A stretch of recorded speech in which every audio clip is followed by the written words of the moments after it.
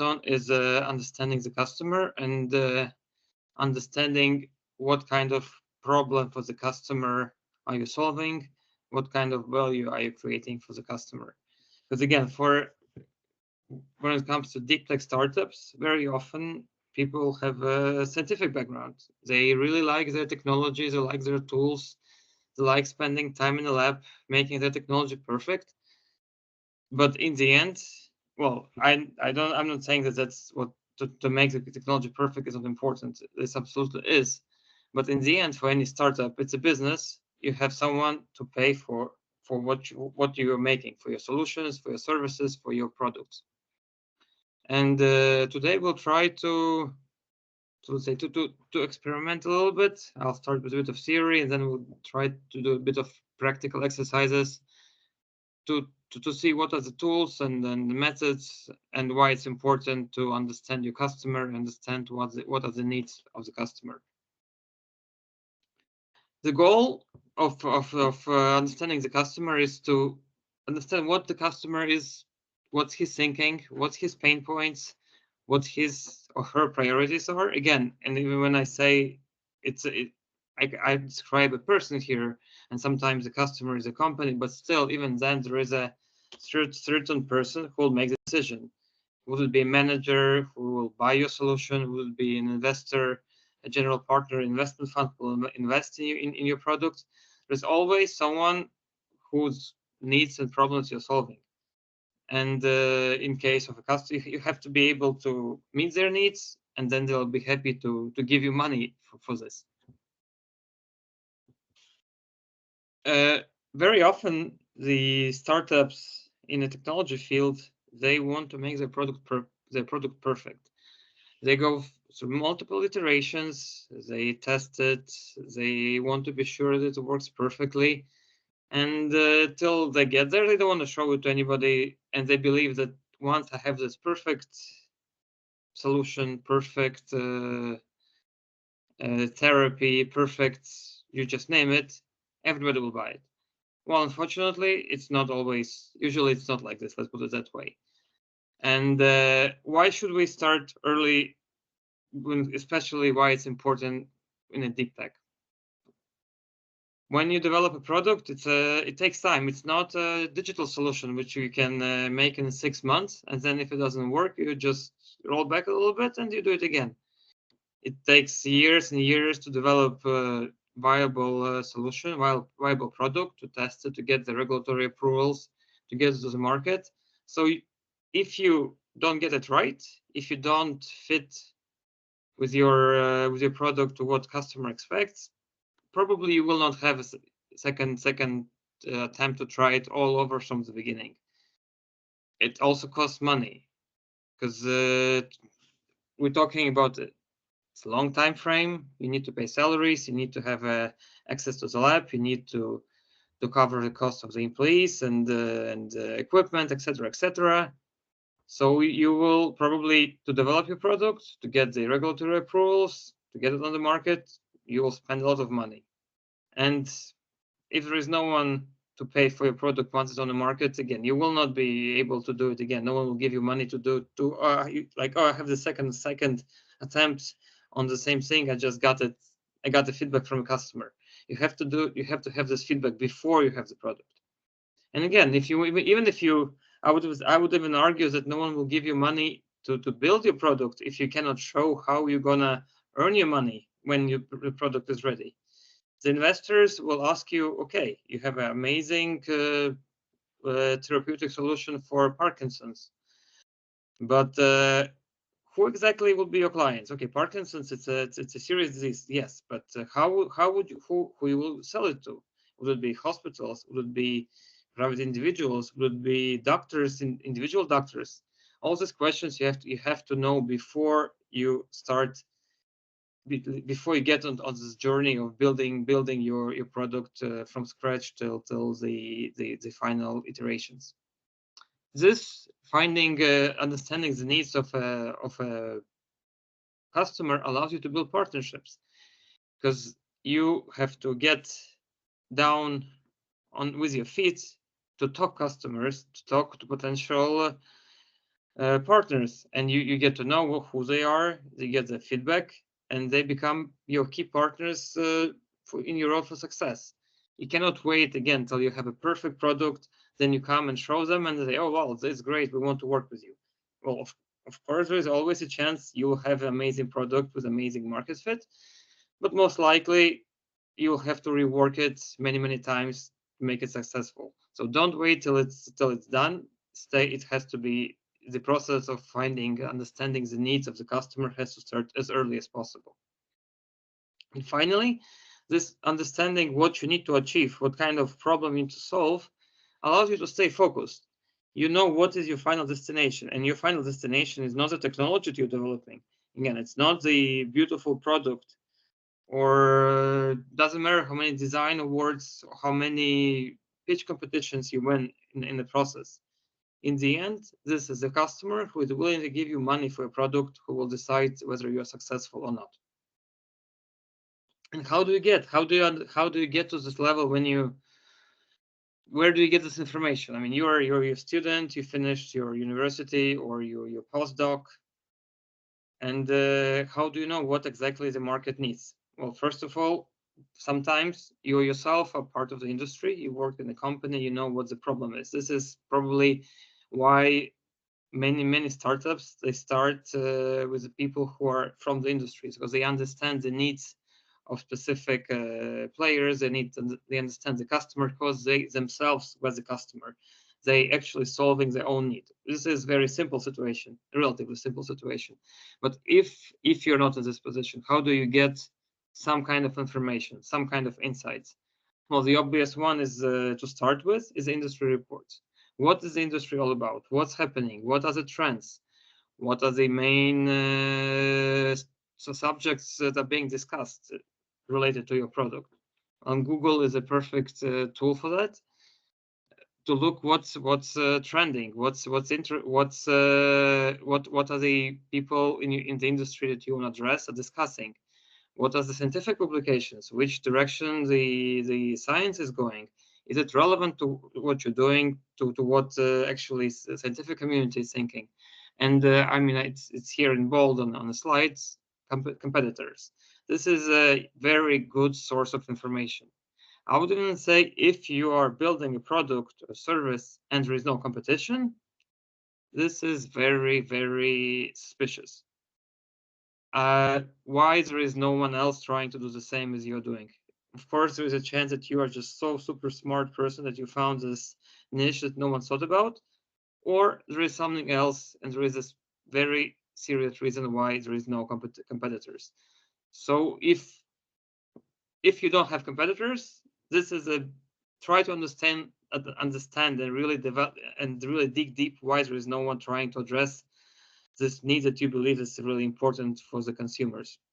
Otherwise, they are a great source of information. Check their website, check whatever information they have public, go to conferences where they present their product or present their research or share some insights.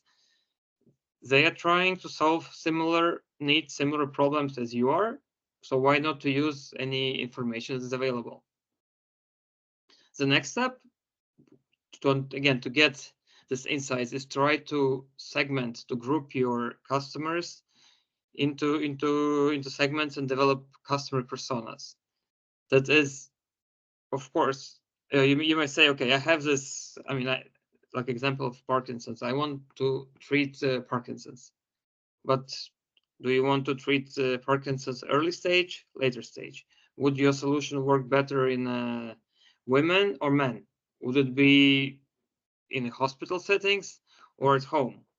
You try to get as detailed as possible who to get this persona, this potential user, potential consumer of your product. Who he or she is? What their characteristics? It will really help you to get into their head and to understand what their real needs are, and again to address them in the proper way.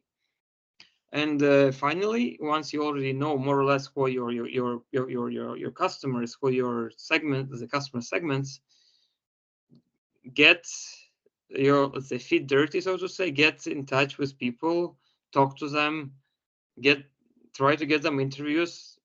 If it's again, if you work in the medical field, the easiest one is to get with patient organizations, talk to them, ask. Usually they're very happy to share their pain points, because again, there are patients who are suffering from something that you are trying to build solution for. Organize surveys. The very good tool is also social listening, which is basically get on forums, read what are people that are in this specific field that you are interested in are talking about, what's important for them, ask them questions. And this is not something you do once and then you forget. This is a process that goes continuously throughout the whole startup journey. And you started early, but you continue all the time. It's not like you did it once and you forget it. No, this is a process, an iterative process that goes again, and again. And you each time probably you learn something new. And then you can modify your product, adjust it to the needs of the consumer, and make it better, make it more desirable when it's actually reached the market. Here's important, let's say, what's the distinction between customer segment and customer need. When we talk about customer segments, here we focus primarily on characteristics of customer group. Will it be age, sex, which industries they are, what kind of habits they have, what's important to them, what kind of interests they pursue. So we try to understand again, to create this customer persona, which is very different from a customer need, which is a process when we try to understand what are the desires of this person, what are the aspirations, because not every decision to buy your product will be based on pure cost calculation. Sometimes it could be you can make your product very desirable because just this feeling of people wanting it, like iPhone, for example, is not always best the cost benefit analysis, but because it's desirable. Or some branded clothes. This is example when they really understand well the desires of their consumers, and they manage to sell premium just because they address these desires. Again, I don't know specifically your market needs, but even it doesn't have to be high couture area where there are the desires. There are desires in a most basic industries or most boring industries, so to say. There's always something happening, but you need to understand what is happening inside. Get that's and the information you get is through interviews, as I mentioned before, and talking to people, going to conferences. And here, like I mentioned examples, let's say, what are the KPIs of these people? What do they need to achieve? Let's say, what's important, what the manager is telling them to do, and if you can help them to achieve the KPIs, you will be ready to give you money. What are their pain points? And pain points could be literally, if they have a pain, let's say, in their knee, and you have a solution that removes this pain, I'm sure they'll be happy to pay. Another very, let's say, fruitful area to look for is regulatory requirements. Very often there is a new government requirements that force companies to adjust, to introduce new technologies, and maybe you can be the one that, okay, I have this new solution. It helps you to meet these regulatory requirements. And understanding it really well is something that it's essential for you to develop a solution that someone will be ready to pay for. And yes, this is not, I repeat it again, because I don't think you can repeat it enough. The customer need requires constant validation. You need to go through it again and again and again. It's not a one-time process. It's a continuous process throughout the development of your product, of your startup. Just to sum up this first part, and then I would like to get into more practical parts with you guys, because I think it makes sense to really analyze what you're doing and to see how can you apply these basic points I've talked to your case. So don't be shy to go deep into understanding the customer. Get engaged with them, talk to them, ask them for questions, for answers, prepare the questions. in advance if you want to get interviews set up. Be ready for this. Be proactive. Usually people are happy to talk to. Once you have these insights, tailor your solutions to these requirements, to the defined customer needs, to the ones, so you can demonstrate the value proposition, and by this, not only you can get the final customers who will pay for your products, but you will attract investors, you attract partners, and it will simplify your whole journey through the whole startup journey. And finally, don't be afraid to pivot. The market is always evolving.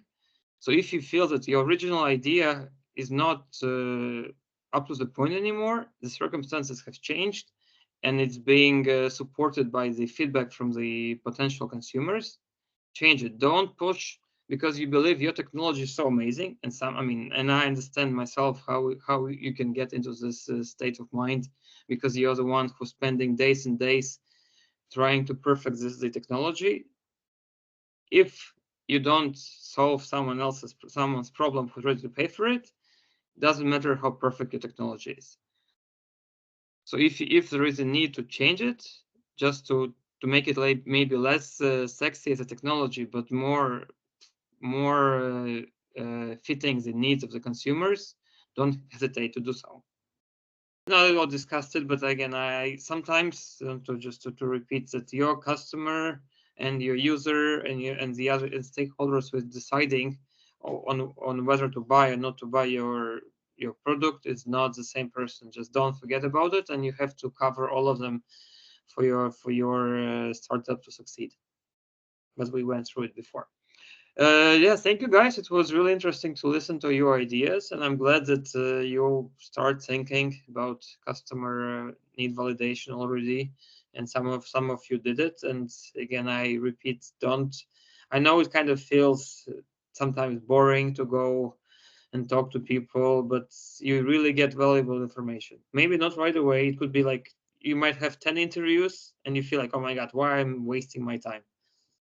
But the 11th one, you might get super useful insight that can change the course of your whole startup journey. And they don't cost. Interviews, the only cost is your time, basically.